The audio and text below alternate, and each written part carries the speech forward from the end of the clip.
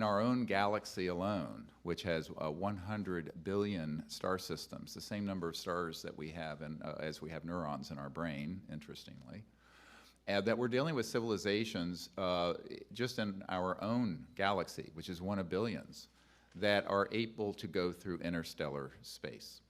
Now, I want to touch on this for a moment because it deals with a little bit that Linda referred to in terms of trans-dimensional or other dimensions. And the technologies and the sciences dealing with this subject are what we have termed trans-dimensional interstellar, TDIS.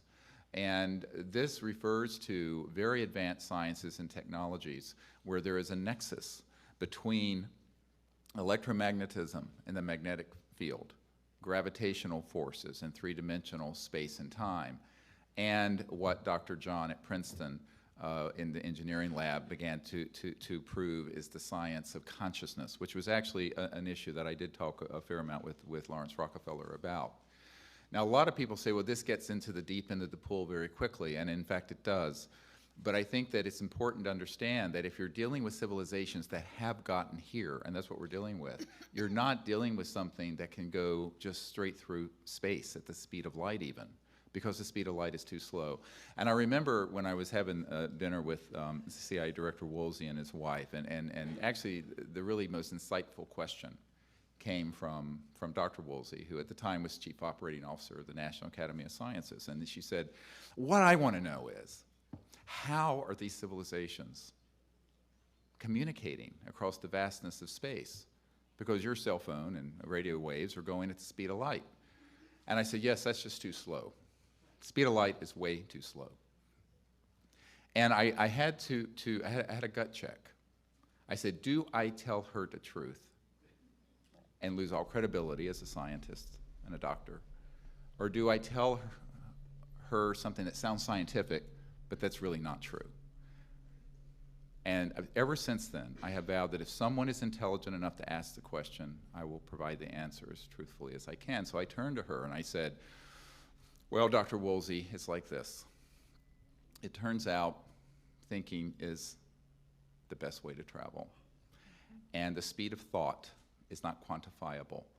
However, when you start getting into the new physics that have been done, where you have the ability to teleport across vast distances instantly, and this has been done with particles, but we're talking about civilizations that can do it with entire spacecraft and occupants. You're dealing with an entirely new physics. But their communication devices and their own innate abilities allow for thought-actuated events.